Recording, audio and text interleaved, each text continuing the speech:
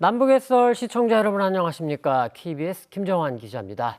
저희 남북의 썰 지난주에는 너무 더워서 한 주를 좀 쉬었는데 우리 시청자 여러분들 여름 폭염 속 거기다가 좀 태풍이 또 올라온다고 하는데 건강 관리 또 안전 관리 정말 잘 하셔야 될 것 같습니다. 자, 남북의 썰 이번 주는요. 박원권 이화여대 북한학과 교수와 함께 정세편 특히 다음 주 18일에 한미일 정상회의가 예정이 되어 있습니다. 이 한미일 정상회의와 최근의 북한 상황 좀 집중적으로 들여다보겠습니다. 안녕하세요, 박 교수님. 네, 안녕하세요. 이 더운 날 저희 여의도까지 또 오시느라 정말 감사합니다. 아유, 정말 덥네요. 네.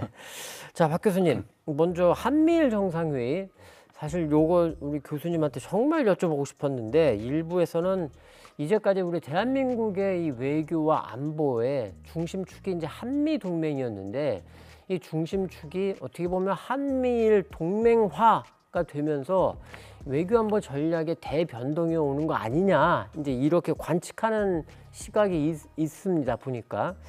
자, 지금 윤석열 정부 출범하고 한미일 정상회의가 3번 있었습니다. 지난해 2번 있었고 올해도 있었고 그리고 이제 오는 18일에 미국 대통령 별장이라고 하죠. 캠프 데이비드 별장에서 지금 열리게 되는데 올해 5월에 사실 일본 히로시마에서 세 정상이 모였었고 그리고 3개월 정도 지나서 지금 다시 모이는 건데 이 시점에 왜 한미일 정상들이 특히 이번에는 그냥 그 국제회의 뭐 에이펙이니 G7이니 뭐 이런 게 아니고 그냥 오로지 한미일 정상들이 만나기 위해서 모이는 이런 자리인데 이렇게 또 석 달 만에 다시 만나는 이유 뭐가 있을까요? 김 기자님 첫 번째 질문 앞부분에 말씀하신 게 가장 중요하다라고 생각합니다. 과연 한미일이 어떤 방향으로 가고 있냐. 동맹이라는 표현을 쓰셨는데 결론부터 말씀드리면 저는 한미일이 동맹화되기는 매우 어렵다. 한미일은 안보 협력이고 그것이 조금 더 나간다면 제도화된 안보 협력 수준 정도지 한미일이 3국의 동맹화되는 것, 동맹이란 것은 군사동맹을 얘기하지 않습니까? 네. 그렇다면 한미일 동맹에 한일 간에 군사동맹을 맺어야 되는데 그 가능성은 저는 제가 좀 조심스럽습니다만 없다라고까지 단언해서 말씀을 드릴 가능성은 크게 문제는 없다고 생각이 되고요. 중요한 것은 분명하게 기자님 지적하신 것처럼 한미일이 굉장히 밀접한 모습. 이게 제가 기억이 맞다면 총 여태까지 한미일이 이렇게 3국이 모인 게 14번 정도로 제가 기억을 하고 있거든요. 네. 그간의 모든 걸 다 통틀어서. 그런데 최근에 지금 말씀하신 거 지난번에 만난 것은 사실은 크게 의미 없이 잠깐 본 거고 의미가 있는 것은 작년 11월 프놈펜에서 네. 한미일이 만들고 공동성명까지 네. 나왔기 프놈펜 때문에 선언했죠. 그게 네. 의미가 있다. 근데 중요한 것은 그러면 어떻게 이렇게 한미일이 밀착하는 모습을 보이느냐, 그게 도대체 왜 이렇게 되느냐, 그것에 대해서 좀 생각해 볼 필요가 있다고 저는 늘 주장을 하는데 두 가지입니다. 보다 직접적인 이유는 미국은 당연히 한미일 협력을 예전부터 원했죠. 그렇죠. 그 네. 세계 질서. 그게 두 번째 이유고요. 그 앞에서 첫 번째 이유는 이게 가능한 건 결국 북한의 그런 그 도발, 북한이 작년에 보여준 핵 질주, 그게 결국은 한미일의 협력을 이 정도 수준까지 올려놓는 그런 핵심 동력이 됐다고 생각합니다. 왜냐하면 한국과 일본이 여러 가지 어려움이 있었던 걸 우리가 다 경험을 했지 않습니까? 지난 수년간의 한일 관계는 역대 최저로 떨어지는 수준까지 갔었던 것은 분명하고, 그런데도 짧은 기간 내에 이렇게 회복이 되고 정상화되고 또 일정 수준 이 협력이 강화되는 모습을 보이는 가장 핵심은 결국 북한 위협 때문이다라는 거죠. 한국 내에서도 그렇고 일본 내에서도 그렇고 한일 관계 개선에 대해서 불편함을 갖고 있는 분들이 적지 않게 있습니다. 네. 여전히 후쿠시마 오염수 문제라든지 역사 문제라든지 해결되지 않은 문제들이 많이 있죠. 근데 그럼에도 한일 간의 협력 자체, 특히 안보 측면에서의 협력의 긍정적인 반응은 한국 내에서도 일본 내에서도 있다. 이것은 결국 북한에 대한 위협에 대해서 공동 대응을 해야 된다는 그런 한일 간의 국민 사이에도 공감대가 있기 때문에 이게 가능하다. 그러니까 역설적으로 한번 생각해 보시면, 만약에 작년에 북한이 총 33차례에 걸쳐 70여 발의 탄도미사일, 8차례의 대륙간 탄도미사일을 쐈습니다. 그리고 올해도 지금 벌써 그 대륙간 탄도미사일 4차례를 쐈죠. 만약 그런 북한의 도발이 없었다면 과연 여기까지 올 수 있을까? 저는 상당히 어려웠을 거다라고 생각을 합니다. 그게 이제 첫 번째 이유고요. 두 번째는 세계 질서가 변하고 있습니다. 나중에 한번 기회가 되면 이 말씀을 좀 깊이 말씀을 나누고 싶은 생각도 있는데 그 기존에 있지 않았던 굉장히 큰 변화의 모습들을 목격하고 있는 현 시점이죠. 네. 그래서 뭐 이쪽 우리 학계에서는 이 거대 담론들이 계속 나오고 있습니다. 이게 흔히 말하는 신냉전이 다시 들어온 거냐, 아니면 미국이 뭐 1945년 이후에 또 1996년 탈냉전에 이른바 일극 체제, 미국이 모든 주도권을 갖고 세계를 경영했는데 이제 거기서 자리에서 내려오는 거냐. 그러면 이것이 다극 체제로 가냐, 아니면 미중 간의 갈등 양극 체제로 가느냐. 이런 식의 세계 질서의 아주 기본적인 변화를 논의하는 그 논의가 굉장히 많이 되고 있거든요. 그런 상황이, 물론 이게 어느 방향으로 갈지는 우리가 확실히 얘기할 수는 없습니다만 그런 논의가 있다라는 것 자체가 기존에 있는 세계 질서가 변하고 있는 것은 분명하다라는 거죠. 그렇다면 변화의 와중에서 한미 일도 이전과는 다른 형태의 어떤 안보 협력이 강화되는 모습으로 가고 있다. 이제 그렇게 좀 큰 틀에서의 이 방향성이 두 가지가 북한 위협 또 세계 질서의 변화가 동력이 돼서 지금까지 한미를 이전과는 다른 형태의 밀접한 안보 협력으로 끌고 가고 있다. 그렇게 생각합니다. 제가 이 교수님 말씀을 듣다 보면은 이게 굉장히 늘 번번이 그러네 이렇게 막 끌려가게 되는데 공감이 됩니다. 그런데 그러면서도 한편으로는 이제 궁금증이 있는데 그 궁금증은 조금 더 말씀을 들으면서 제가 여쭤보기로 하고, 자 그러면 지금 전반적으로 포괄적으로 조금 이번 한미일 정상회의의 어떤 그 의미 이런 거를 북한 그다음에 전 세계적인 이제 결국은 뭐 미중 간의 갈등 요걸 포함하는 이 시각에서 조금 정리를 해 주셨는데, 조금 더 구체적으로 들어가 보면요, 백악관이 성명을 냈습니다. 이제 한미일 정상들이 만난다라고 공개를 하면서 성명을 냈는데, 이번 정상회의는 삼국 관계의 새 장을 축하하는 자리가 될 거다. 또 말씀하신 것처럼 북한이 지속적 위협에 대한 대응, 그리고 인도 태평양 지역 안팎에서 세 나라의 협력을 확대하는 방안을 논의할 거다. 여기 이제 북한 얘기도 있고, 인도 태평양 하면은 거의 이퀄 중국 뭐 이렇지 않습니까? 이제 중국 얘기도 있는 것 같고, 그리고 이런 가운데 여러 가지 지금 전망과 뭐 기사들이 조금씩 나옵니다. 그걸 보면은 한미일 정상회의를 뭐 국제회의, 뭐 정상 다른 그 정상회의 계기로 만나는 그것만이 아니고 이번처럼 뭐 1년에 한 번이라던가 이런 식으로 정례화할 거다. 그건 이제 정상들이 협의해서 오케이만 하면은 그렇게 가면 되니까. 그리고 또 새 정상들 사이에 핫라인, 즉 통전화를 설치할 거다. 뭐 이런 얘기도 지금 나오고 있고요. 특히 이 정상들이 만나면 또 공동 성명을 내겠죠. 자, 한미일 이번 정상회의의 성과를 담은 공동 성명에 미국은 한국과 일본이 각각 공격을 받으면 서로 협력할 의무가 있다는 이런 내용을 들어가기를 미국은 원하고 있다라고 뭐 영국의 아주 유력한 신문이죠, 파이낸셜 타임스가 이렇게 보도도 했습니다. 뭐 이게 지금 뭐 결과를 봐야 되니까 뭐 조금 그거는 봐야겠습니다만, 일단 우리 교수님이 보시기에 이번 한미일 정상회의의 주요 의제는 어떤 방향이 될까요? 아까 매우 중요한 얘기를 하셨는데 캠프 데이비드에서 만난다는 것 자체가, 그리고 이번에 한미일이 독자적으로 딱 한미일의 정상회담을 위해서, 그전엔 다자회담에서 결국 만나서 그렇죠. 공동성명이 나왔지 않습니까? 그게 아니라 딱 한미일만 만나고 그것도 가장 상징성이 있는 미국 대통령의 별장 캠프 데이비드에서 만든다는 것은 미국의 기대 수준을 알 수 있다는 거죠.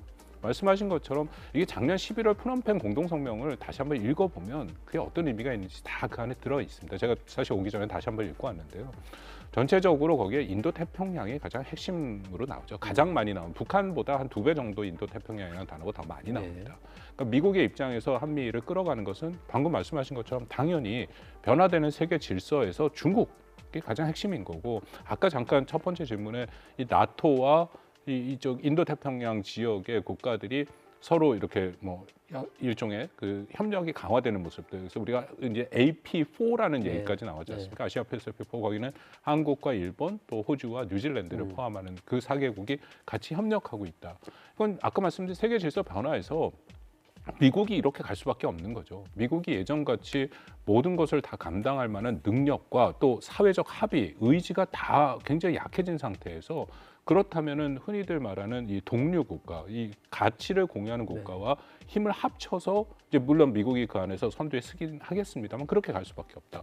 그렇다면 한번 생각해 보면 미국의 입장에서는 이 인도 태평양 지역에 결국 중국을 견제하기 위해서 가장 핵심 국가가 어느 국가일까? 사실 호주, 뉴질랜드 그쪽이 있는데 또 호주는 너무 멀리 떨어져 멀죠. 있고 네. 그리고 여러 가지 군사적인 면에서 한계가 분명히 있습니다. 그래서 뭐 원자력 잠수함을 준다는 얘기가 그렇게 나온 거고 사실은 중국이 본토에서 태평양 지역으로 나오려면은 한국과 일본을 거쳐야 그렇죠. 되는. 네. 그럼 뭐 군사적, 경제적으로 한일이 가장 중요한 거죠. 그러니까 미국은 어떻게든지 아까 말씀하신 뭐 굉장히 많은 보도 내용들이 나오는데 한미일을 좀 더 제도화할 생각은 분명히 있다. 그것이 정상회담을 정례화하던 이게 정례화라는 표현은 사실 조금 애매합니다. 정례한다라는 게 뭐 1년에 한 번을 하는 거지 두 번을 하는 건데 그거보다는 만약 제도화라는 표현을 쓸 수 있죠. 제도화, 예. 왜냐면 이미 한중일 동부아시아 정상회의가 있지 네, 않습니까? 그건 제도화된 거죠. 거기에는 그 사무처가 있고 네. 그리고 번갈아 가면서 한 번씩 국가가 그것을 주관하게 돼 있고 그건 제도화거든요. 저는 이번에 제도화를 미국이 추진할 가능성은 좀 있어 보인다. 그 정례화보다 정례화는 이미 어떻게 보면 됐다고 볼 수 있죠. 네. 매년 모이고 있고 정상 간 수준 외에도 뭐 이 각 장관들이 계속 모임을 하고 있으니까 그것을 제도화하는 수준으로 갈 가능성은 좀 있다고 판단이 되고, 그러니까 미국은 분명히 한미일의 이런 안보 협력을 강화해서 물론 북한 위협도 대비를 하지만 중국 견제 쪽에 작년 11월 프놈펜 선언의 그 내용들을 보면 그 내용들이 다 거기 포함이 돼 있습니다. 그렇군요.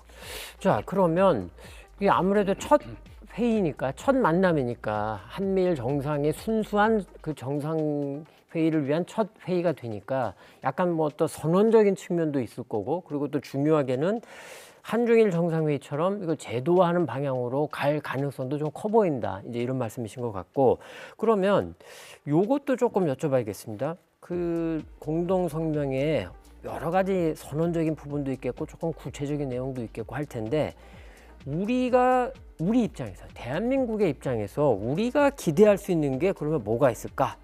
우리 국익에 도움이 되는 게 뭐가 있을까? 그리고 반드시 공동성명에 이거는 들어가야 된다라는 거는 뭐가 있을까? 이런 부분이 좀 궁금합니다. 이게 한국과 미국과 일본이 한미일 협력을 바라보는 시각은 조금씩 다 다릅니다. 그러니까 말씀드린 것처럼 미국은 분명하게 이게 중국 견제에 우선적인 그 비중이 실려 있고요. 또 일본은 이것을 통해서 뭐 기시다 총리도 마찬가지 이른바 보통 국가가 되고 싶다라는 이제 그런 의미를 담고 있고 한국은 한미일 협력의 가장 우선 목표는 북한 위협에 대한 대비입니다. 그렇죠. 네. 이제 그 약간씩의 차이는 분명히 있죠. 그렇기 때문에 김 기자님 질문에 답을 드린다면 일단 이번 공동성명과 모임에서는 다시 한번 미국의 확장 억제, 한국에 제공하는 확장 억제에 대한 공약이 다시 재확인이 되고 또 한미일이 협력하는 가장 우선적인 목적은 사실 중국보다는 우리 입장에서는 북한에 대한 그렇죠. 위협을 대비하고 북한의 핵에 대한 억제력을 강화하는 이제 그런 내용들이 들어가는 것이 중요한데요. 여기서 제가 한 발 더 들어가서 말씀드리면 공동성명에 대해서 한미일이 지금 조율 작업 중일 겁니다. 뭐 당연히 조만간에 나올 것이고 근데 작년 11월 프놈펜 선언이 사실은 상당 부분이 다 얘기가 그렇습니다. 됐어요. 네, 많이 들어가 있어요. 네, 그러니까 그 안에서 과연 뭐가 더 나올 수 있을까? 제가 만약 공동성명을 여기서 작업을 한다면 그렇게 나올 게 많아 보이지는 않습니다. 이미 상당 부분.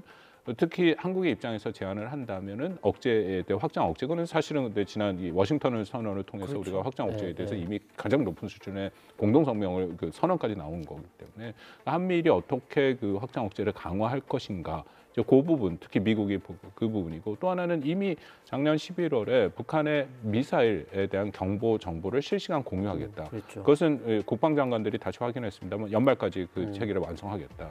그게 나왔거든요. 그렇다면 여기서 조금 더 갈 수 있는 것은 한미일이 하고 있는 연합훈련. 그것도 뭐 사실상 정례화가 된 이 형태이기 때문에 또 어떤 것이 나올까. 근데 어쨌든 중요한 것은 우리 입장에서는 그 북한 위협에 대한 것을 좀 더 제도하고 또 강화하는 것.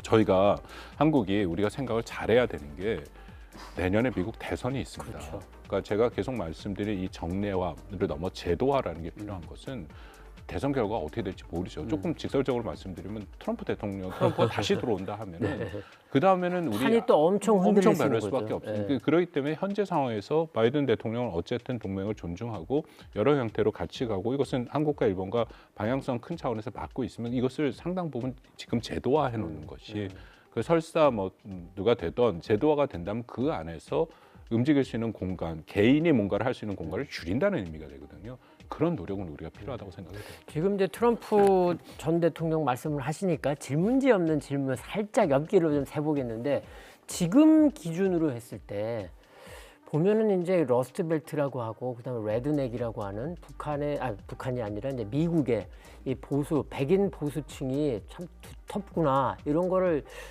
제가 조금 느끼는 그런 부분들이 있는데 그냥 교수님 판단 뇌피셜로 만약에 트럼프가 이긴다면 과거 트럼프 1기 때를 보면 나토와도 유럽과도 좀 척을 지나 이런 느낌도 있었거든요.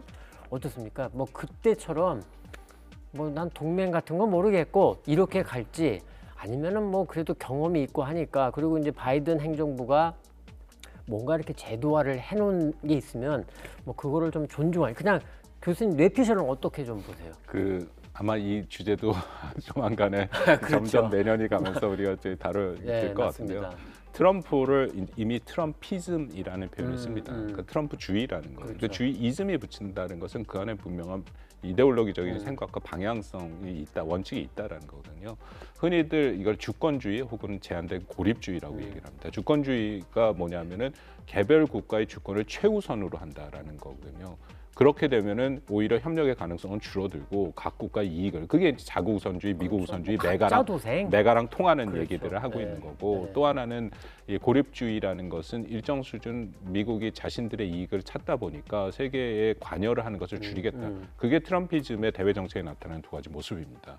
이 모습은 트럼프가 등장하거나 아니면 트럼피즘을 여전히 주창하고 뭐 디센티스 같은 그 주지사 같은 사람도 좀 세련된 형태의 트럼피즘을 얘기하고 있지만 기본적인 대외 활동, 대외 정책의 모습은 비슷합니다. 여기서 핵심은 결국은 뭐 이 비용 편의적인 동맹을 추구하겠다. 굉장히 좋게 표현해서 그런 거고 결국 돈의 문제다라는 거죠. 예를 들어서 한 가지 우리가 지난번 워싱턴 선언에서 최근에 미국의 전략 핵 잠수함, 또 전략은 아닌 핵 잠수함이 들어오지 않습니까? 그러니까 제가 뭐 조금 조심스럽습니다만 만약 트럼프가 되면 과연 그걸 그냥 보낼 것인가? 그렇죠. 그거부터 시작이 되는 거죠. 굉장히 큰 변화의 모습들은 있을 수밖에 없다라는 거죠. 아무래도 공화당 쪽이 좀 그런 성향이 있는 데다가 트럼프는 공화당의 주류는 아닙니다. 그렇죠, 이들이 전혀 주류는 사실은 아니죠. 트럼프 대통령이 보면 그 이전에는 민주당 쪽을 조금 기웃기웃거리기도 했었더라고요. 그러다가 이제 공화당 쪽에 왔던 것 같은데 어쨌건 좀 아무래도 바이든 그러니까 민주당이 다시 집권하는 것보다 공화당 특히 트럼프가 되면 이 판이 흔들릴 가능성은 더 커 보인다. 이렇게 좀 보신 것 같네요. 그럼요. 그거는 뭐 이미 국내에서도 일부 되고 미국 내에서는 그 얘기가 뭐 노골적으로 나온 지 꽤 오래됐습니다. 특히 대외 정책의 미국의 전통적인 전략가들 입장에서는 트럼프가 됐을 때 과연 그것을 어떻게 감당할 수 있느냐. 미중 간의 갈등에서 요즘 최근에 뭐 말씀 들어보셨겠지만 이 중국 정점론, 영어로 피크 차이나가 많이 나오지 않습니까? 그러니까 중국이 정점을 찍고 있기 때문에 이제 내려갈 수밖에 없다. 경제도 그렇고 뭐 많은 모습들이 어려운 모습들이 보이고 있고 그렇기 때문에 다시 미국이 이 자유민주주의의 회복성이라고 하죠. 이것을 통해서 세계를 끌어갈 수 있는데 거기에 가장 핵심 변수가 국내 정치, 양극화, 특히 트럼피즘이 다시 발현을 하느냐 그 문제거든요. 그러니까 아주 핵심 변수로 되는 부분들에 대해서 우리가 고민이 필요하다고 생각합니다. 자, 잠깐 옆길로 샜지만 그런데 이 옆길 샌 것도 굉장히 중요한 사안이라 뭐 우리 시청자 여러분도 좀 관심을 많이 가져주시면 좋겠고 자 다시 돌아와서 일단 박 교수님 말씀 설명을 들은 걸 정리를 해보면 이 한미일 정상회의는 우리 국익에 분명히 도움이 된다. 그리고 이게 제도화로 가는 게 좀 더 좋을 것 같다. 이런 말씀인 것 같습니다. 다만 구체적인 내용은 이미 지난해 프롬펜 선언이라던가 또 올해 봄에 워싱턴 선언에 굉장히 또 많이 들어가 있기 때문에 뭐 그걸 더 뛰어넘는 구체적인 게 나오기는 조금 봐야겠다. 이런 정도가 될 것 같은데. 한 가지 이미 언론에서 나와서 예를 들어서 한반도의 유사시 뭐 전쟁을 얘기를 할 텐데 그럴 경우에 혹은 인도태평양 지역의 어떤 무력 분쟁이 발생했을 때 한국과 일본, 미국이 서로 상호 협의한다. 그게 언론에 나와서 문제가 됐지 않습니까? 저는 그 가능성은 거의 없어 보입니다. 왜냐하면 이거는 한일 간의 무력 분쟁에 대해서 상호 협의를 한다는 것은 동맹으로 가는 첫 걸음인데 아까 처음 말씀드린 것처럼 한일이 동맹으로 갈 수는 없습니다. 제가 보기에는 지금 한일 간의 안보 협력이 최상치예요. 그러니까 김 기자님 처음 말씀하신 것처럼 한미일이 어떻게 이렇게 밀착할 수 있냐. 저는 이게 최상의 그간의 수십 년간 우리가 경험했던 어떻게 보면은 45년 이후에부터 경험했던 것 중에 가장 높은 수준의 한미일 협력인데 이 정도지 여기서 동맹까지 간다는 건 저는 불가능해 봅니다. 가장 큰 이유는 한국과 일본 국내에서 그것을 절대 수용할 수 없다라는 거죠. 일본에서도요. 일본에서는 마찬가지입니다. 자, 알겠습니다. 일단 이제까지는 이 한미일 정상회의의 어떤 역사적 의미와 그게 우리 국익에 어떤 식으로 도움이 될지 이런 부분을 조금 짚어봤고, 뭐 이런 말 있지 않습니까? 얻는 게 있으면 또 잃는 게 있다. 뭐 그게 일종의 뭐 인생 철학 같은 그런 느낌도 주는데, 사실 이번 한미일 정상회의를 보면 저는 개인적으로 좀 놀랐던 게 역대 어느 보수 정부도 사실은 한미동맹 강화는 굉장히 치중을 했고 그게 뭐 나름 다 설득력이 있고 이유가 있고 방향은 맞다 싶었는데, 그런데 역대 어느 정부도 하지 못한 길을 지금 윤석열 정부가 대통령이 가려는 것처럼 보입니다. 이게 뭐 좋다 나쁘다를 제가 지금 이 시점에서 판단하기는 쉽지는 않은데, 다만 아까 이제 교수님도 말씀해 주셨는데 저도 공감이 갔고, 우리 대한민국의 국익에서 특히 안보라는 측면에서 가장 위협이 되고 우리한테 정말 중요한, 어쩌면은 가장 큰 국익이라고 할 수 있는 거는 북한 문제가 아닐까. 북한이 핵도 갖고 있고 고도로 아주 그 정밀하고 위협이 되는 미사일들도 계속 갖추고 있고, 미사일만이 아니죠 이제는.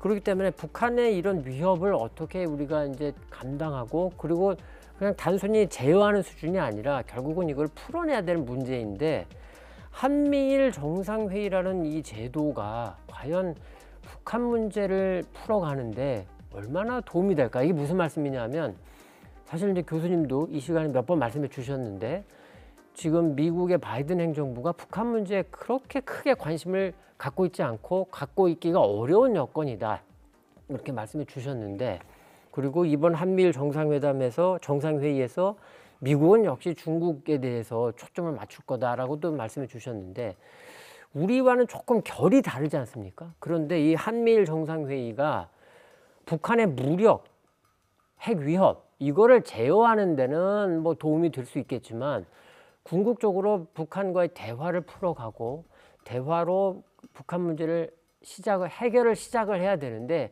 그 입구가 될 수 있을까? 이런 궁금증이 생깁니다. 북한의 핵 문제 해결하는 데는 두 가지가 필요하다라는 거에 뭐 저도 당연히 동의합니다. 하나는 밀고 하나는 다른 쪽은 당기는 계속 거죠. 말씀해 주셨죠. 예, 그 두 가지가 필요한데, 근데 현 시점에서 미는 모습은 보이는데 당기는 모습은 분명히 상대적으로 약해 보이는 것은 맞습니다. 그 민다라는 것은 북한의 고도화된 핵을 단념시키기 위한 노력들을 얘기하는 거고, 당기는 것은 북한의 핵을 포기했을 때 오는 그들에게 오는 혜택들을 얘기하는 거죠. 두 가지. 그런데 현재 상황에서 이게 참 복잡한 문제가, 어쨌든 북한이 워낙 핵을 고도화하고 있고 첫째, 그리고 한국과 미국이 계속 대화를 하자라고 얘기를 하는데 북한이 완전히 대화를 닫고 있고, 이것은 지난번에 제가 한번 말씀드렸습니다만 북한의 기본적인 정책 노선이 바뀌질 않았어요. 2019년 12월 7기 5차의 전원회의에서 나온 정면 돌파전이라는 게 2021년 8차 당대에서 다시 한번 확인이 되고 지금까지도 오고 있거든요. 거기에는 자신들이 자력갱생 사상투쟁을 통해서 핵을 고도하면서 최대한 장기전으로 가져가겠다. 그러니까 이것은 한국이나 미국이 어떤 얘기를 하더라도 자신들이 그 대화에 응하지 않겠다. 얼마 전에 김 여정이 좀 약간 뜬금없긴 합니다만 대화를 안 하겠다 하면서 사실상 굉장히 긴 대화의 조건을 다시 얘기를 했거든요. 예를 들어서 발전권이라는 것은 북한에 부과되고 있는 제재를 다 선해제하라는 것이고, 생존권이라는 것은 한미가 하고 있는 연합훈련의 그냥 중단이 아니라 영구 중단, 그리고 미국이 투사하고 있는 전략 자산의 투사 영구 중단, 그 끝에는 주한미군 철수까지 있습니다. 그것을 북한이 협상 테이블에 돌아오지는 않았는데 대화를 위한 조건으로 그것을 먼저 하라라는 거예요. 이건 저는 중요한 게, 북한도 이것을 한국과 미국이 받을 수 없다는 걸 잘 알아요. 네. 그렇기 때문에 그런 조건을 걸고 자신들이 최대한 버티면서 핵 능력을 고도화하고 그 핵 능력의 마지막 고도화의 단계는 미국 본토를 공격할 수 있는 거. 근데 화성 18이라는 고체 연료 ICBM을 통해서 그 가능성은 굉장히 높여놨거든요. 그렇다면 저는 이 끝이 거의 와 닿는다. 그러니까 끝이라는 것은 결국 북한이 거기까지 완성한 후에는 미국과談판을 하러 나올 수 있다라는 거죠. 그렇다면 현재 상황에서 한미가 계속해서 저는 지금보다 맞습니다. 좀 더 적극적으로 대화에 대한 메시지들이 나올 필요가 있다. 특히 한미나 아니면 한미 정상회담에서도 지난 4월 달에 워싱턴 선언도 그렇고 한미 공동성명에도 보면은 대화만이 유일한 해결책이다라고 나와 있지만 결국 바이든 대통령이나 윤석열 대통령이 구두로 얘기한 적은 전혀 없었죠. 아쉬움이 있습니다. 그런 것들을 좀 북한에 대해서도 억제를 강화한다라는 메시지와 동시에 대화를 하겠다는 메시지가 같이 나오면 좋은데 현재 상황에서는 어쨌든 억제와 단념에 방점이 찍힐 수밖에 없다. 한미일이 그 의미가 있습니다. 작년 11월에 프놈펜 선언을 보면 당연히 미국이 인태 지역에서 중국 견제의 목표와 그런 목적들이 쭉 있지만 첫 번째 가장 먼저 나온 건 북한 문제였어요. 꽤 길게 한 문단 이상을 북한에 대해서 미국이 한국과 일본에 대해 확장 억제를 보장해주고 그리고 이것을 어떻게 강화할 것인가 제일 먼저 나옵니다. 그렇다면 현재에서 한미일 협력의 이 중요성 그리고 정부가 추진하는 것은 당연히 북한에 대한 핵 능력을 억제하는 그것에 대한 대비 능력을 향상하는 건데 저는 한국과 미국, 일본이 힘을 합쳐서 대비 능력을 향상할수록 북한이 협상장에 나올 가능성은 커진다고 봅니다.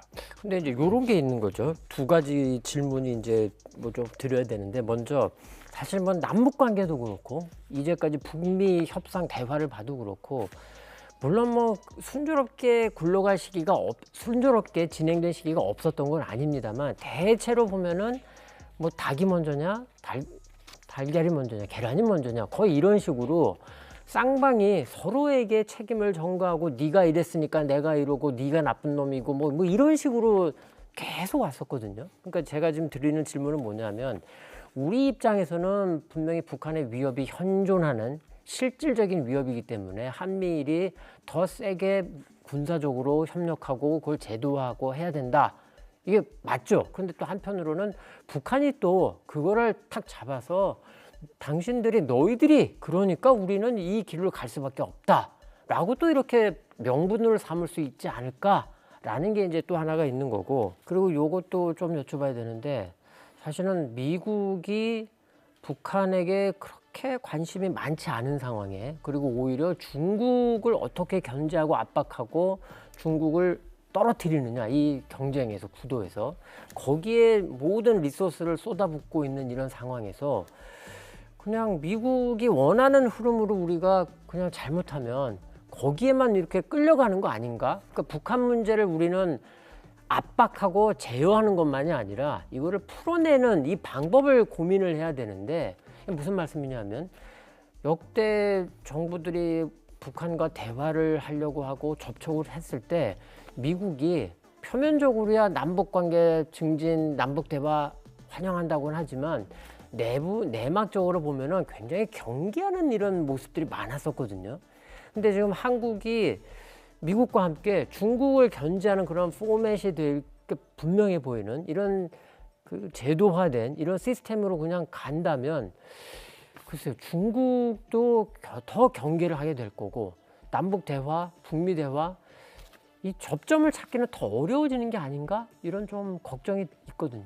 그 생각을 조금 더 발전시켜 보면 그 현재 진행되고 있는 한미일 안보 협력이 과연 중국을 어느 수준에서 어떻게 견제할 수 있느냐라는 거죠. 특히 군사적인 측면에서의 얘기는 상당히 제한됩니다. 그러니까 프놈펜 선언에도 나왔고 이번에도 그걸 구체적으로 어떻게 군사적으로 한미일이 협력을 해서 중국을 견제하겠다 그런 내용들은 없어요. 프놈펜 선언에 보면은 대만의 안정과 평화 그렇죠. 그리고 힘을 통한 현상 변경 뭐 거기 이제 매립지 얘기가 하나 새로 들어가긴 했는데 그 남중국해 중국의 군사적인 매립지 선언적인 의미 원칙적인 의미 국제사회 규범과 원칙에 따른 얘기들이지 그렇게 하는 그 중국의 행동에 대해서 한미일이 군사적으로 뭘 어떻게 하겠다 이번에도 나올 가능성은 저는 없다고 봅니다. 그러니까 그것은 당연히 큰 틀에서 미국뿐만 아니라 이 자유주의 국가 특히 나토 국가에서 같은 얘기들을 하고 있는 그 수준이기 때문에 중국을 견제하는 게 한미일이 뭉치는 거에 중국이 불편하긴 생각은 하지만 그것이 어떤 군사적인 측면에 직접적으로 연결될 가능성은 크지 않다.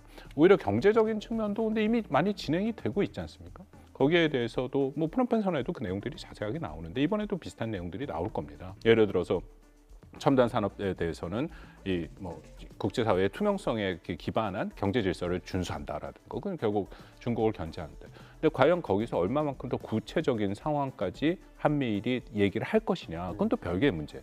그러니까 상징적인 의미, 그 일부에서 뭐 제가 모르는 건 아닌데요. 지금 김 기자님 말씀과 그런 맥락에서 한국이 좀 표현이 거칩니다만 돌격대장이 되는 거 아니냐 이제 그런 얘기들도 하시는데 저는 거기에 그렇게 썩히 동의가 되지는 않습니다. 나오는 거에 선언적인 의미는 있지만 거기서 과연 구체적인 것이 어떻게 있느냐. 그리고 그거와 더불어서 우리가 한국이 선택해야 될 건 두 가지. 아까 말씀드린 북한의 위협이 강화되니까 한미일 협력이 강화되는 거고 그리고 세계 질서 변화 측면에서 미중 간의 갈등이 있고 거기서 일정 수준 편을 들어야 되는 그러니까 우리 입장에서는 늘 말하는 게 전략적 모호성이 제일 좋죠. 그렇지만 이게 제로섬 게임처럼 되면서 양쪽이 한 편을 들어야 되는데 여기서 모호성을 계속 유지하고 갈 수는 없다라는 거거든요. 뭐 일부는 그렇다면은 미국과 중국 사이에서 이른바 해칭을 하는 국가들을 뭐 예를 들기는 하는데 네. 인도가 대표적인 국가, 뭐 남아프리카 공화국, 브라질 같은 얘기가 나오는데 한국이 그런 선택을 못하죠. 우리는 일단은 한미 동맹이고 북한 위협이 있는데 우리가 어떻게 그런 선택을 합니까? 만약에 우리가 지정학적이나 정치적 또 군사적으로 그런 국가의 위치에 있다면 당연히 가능한 일인데 그거는 우리가 선택할 수 없는 얘기를 하고 있는 거거든요. 거기에 선택을 할 수 있다면 좀 극단적이지만 한국에 핵무장하면 됩니다. 그 교수님 말씀을 듣다 보면 뭐 계속 말씀드렸습니다만 아 그렇지 뭐 제가 깊이 생각하지 못한 부분들을 이제 알게 돼서 공감이 되고 도움이 되는데 근데 이번 사안에서는 조금 미묘한데 우리 시청자분들도 조금 더 깊이 생각했으면 하는 게 이런 거죠. 한미 동맹이 분명히 우리한테 최우선적으로 중요한 그런 기제는 맞는데 거기에다가 이제 한미일 저는 이게 거의 뭐 한일 동맹은 어렵다라고 말씀을 하셨지만 사실상의 동맹화가 되는 이런 모습으로 가는 것 같은데 그 길로 가는 거 좋은데 근데 그렇게 간다면 우리 대한민국에게 절실하게 필요한 그 부분 그러니까 미국이 원하는 부분을 우리가 상당 부분 들어주고 호응을 한다면 우리한테 필요한 것도 우리가 조금 지지와 이런 거를 이끌어내야 되는데 지금으로서는 그런 부분이 조금 약해 보인다. 이게 잘못하면은 북한과 중국이 더 뭉칠 수 있고 그래서 이게 이른바 진영 대결화가 더 심각해질 수 있고 근데 이 기간이 얼마나 길어질지도 모르고 이게 혹시라도 만에 하나라도 아까 이제 중국 정점론을 말씀해 주시긴 했습니다만 일부 전문가들은 이게 10년 이상의 미중 대결이 될 수도 있다 이렇게 보는 분들도 계시던데 그럼 그 기간 동안에 북한은 어디까지 갈 건지 그리고 이제 아까 북한이 어느 시점에는 미국과 담판을 하러 나올 거다라고 예상을 해주셨습니다만 과연 중국이 그러면은 북한이 미국에게 기울어질 수도 있는 그런 걸 그냥 가만히 보고 있을까 이런 반문도 드는 거고 그래서 제 말씀은 한미일 정상들이 만나서 더 가깝게 협력하고 안보 협력하고 경제 협력하고 제도하자. 오케이. 그런데 그러려면 거기에서 우리가 필요한 것도 조금 더 관철이 돼야 되고 이런 모습이 좀 더 있으면 좋겠다. 이런 생각이 좀 들어서 교수님한테 계속 좀 여쭤봤습니다. 자, 그리고 또 요것도 여쭤봐야겠습니다.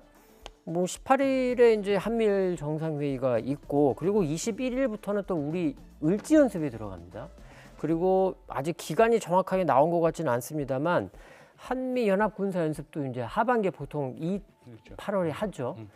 이렇게 보면 북한이 그리고 다음 달 9월 9일 구구절이 있고 가만히 있을까 이런 생각이 좀 들거든요. 어떻게 보시는지? 뭐 가만히 안 있을 가능성이 훨씬 높죠. 특히 연합훈련에 대해서는 북한이 계속해서 거기에 대한 대응을 하고 있고. 지난번에 잠깐 말씀을 드렸습니다만 좀 우려되는 상황이 분명히 발생하고 있다. 왜냐하면 최소한 작년부터 이제 북한이 시작을 했는데 한미가 연합훈련을 하는 기간 동안은 도발을 하지 않았습니다. 왜냐하면 북한의 입장에서는 그게 굉장히 큰 위협이 되는 거기 때문에 섣불리 자신들이 도발을 했을 때 굉장히 막강한 한미 전력에 의해서 응대를 받을 수 있다라는 그런 두려움이 있었죠. 그래서 뭐 김정은의 아버지 김정일 같은 경우에 연합훈련 기간 동안에는 은폐를 하고 뭐 어디 있는지 확인하고 그럴 수밖에 없는 상황이었고 근데 작년부터 시작해서 한미 연합훈련 올해 3월 달에도 프리덤 실드에 마찬가지 그 시기에 북한이 미사일을 쏴버린다. 그러니까 그 미사일을 쏘는 것은 분명하게 자신들의 핵에 대한 능력이 자신감이 있다는 거거든요. 그러니까 그만큼 더 공격적인 모습들을 보이고 있다. 이게 굉장히 우려되는 상황인 건 분명하고 그 9월 달 아마 될 가능성이 높은데 한미 연합훈련 그 기간 동안에도 한번 보긴 해야겠습니다만 그간의 작년 말부터의 추세를 본다면 북한이 그 기간 동안 도발할 가능성이 가만히 있지 꽤 않을까. 크다라고 볼 수 있는 거고요.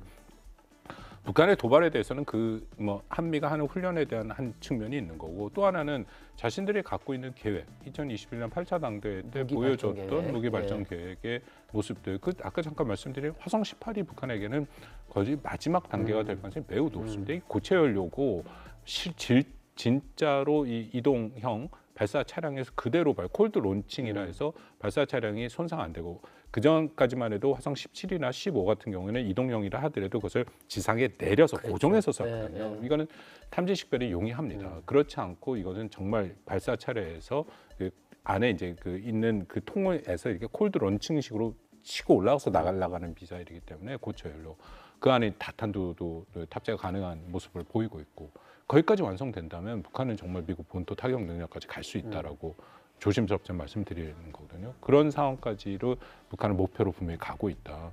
그러니까 굉장히 아까 그 앞에 전체 말씀에 제가 상당 부분 동의를 하면서도 늘 마음속에 갖고 있는 게 이겁니다.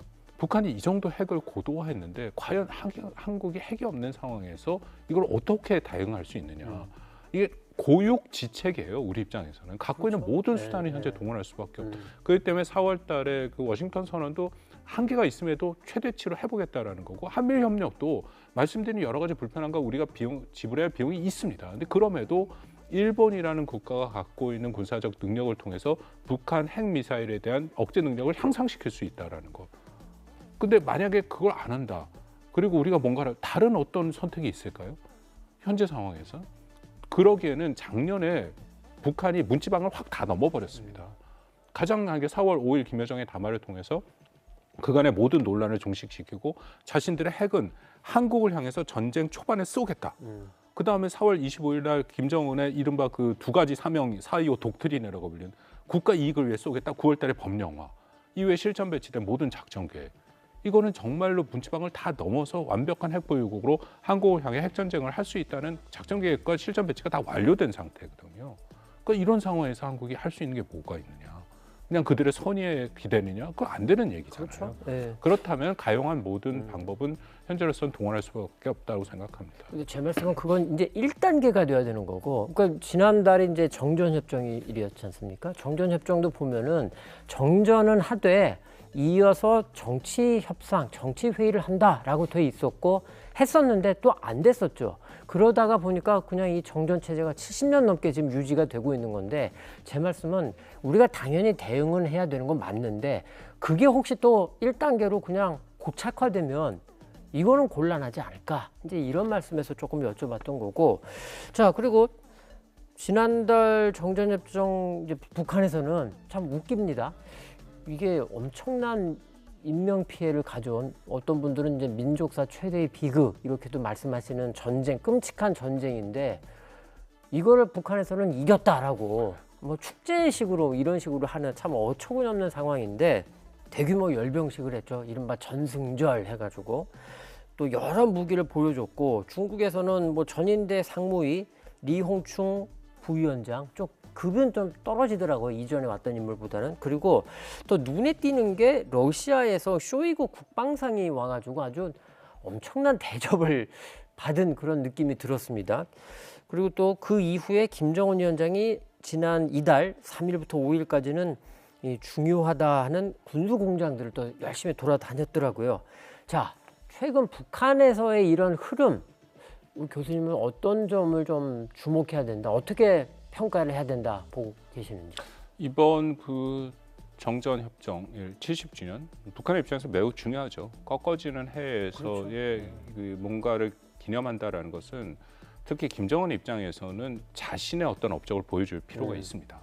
그게 중요하거든요. 선대로부터 갖고 오는 것은 한계가 있다. 말씀하신 것처럼 그들이 뭐 전승일이라고 부른 것은 한국 전쟁 자체를 조국 해방 전쟁이라 부르면서 한국과 미국이 북침을 했다라는 역사적인 왜곡을 시작해서 한 거고 이번에 그들이 말하는 전승절의 70주년의 하이라이트는 결국 말씀하신 중국과 러시아의 대표단이 주석 간에 같이 섰다. 그렇죠. 재밌는 게 김주애가 등장 안 했습니다. 안 했어요. 예. 그러니까 그거는 어느 정도 예상이 됐었어요. 왜냐하면 김주애가 거기서 등장을 한다면은 이 시선이 분산되거든요. 또 뭐 후계다 이런 그렇죠. 식이 여기서 됐으니까. 보여주고 싶은 것은 왼쪽에 중국, 오른쪽에 러시아가 그 북한이 말하는 조국 해방 전쟁, 그거를 항미 원조 전쟁이라고 네. 부르고 러시아는 거기까지는 아니지만 그런 전쟁에 대해서 정당성을 부여하고 있고 예. 그리고 그 70주년을 맞이해서 김정은이 보여준 마지막 무기 화성 18을 포함해서 그 무기들이 정당성이 있다라는 것을 양측에서 보여주는 그런 행사의 모든 의미를 다 부여하고 거의 있거든요. 뭐 중국 러시아의 추인을 받았다 뭐, 그런 이런 그 느낌이 자신들의 정당성 네. 명분이 그 현재로서는 북한의 입장에서는 외교적인 고립을 탈피해야 되는데 거의 중국과 러시아가 거의 적극적으로 협조하는 모습. 그거를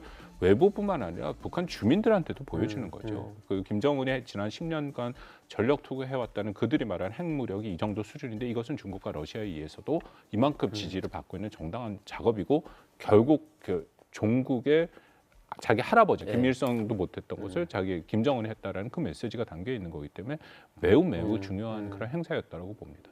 자, 일단 뭐 오늘은 요 정도로 이제 우리 교수님 말씀을 듣고 다음에 또 오셨을 때는 뭐 이제 한미일 정상회의 결과가 나와 있을 테니까 그 평가와 함께 또 북한이 어떤 식으로 반응했는지 뭐 요런 점을 또 중심으로 해서 또 조금 여쭤보겠습니다.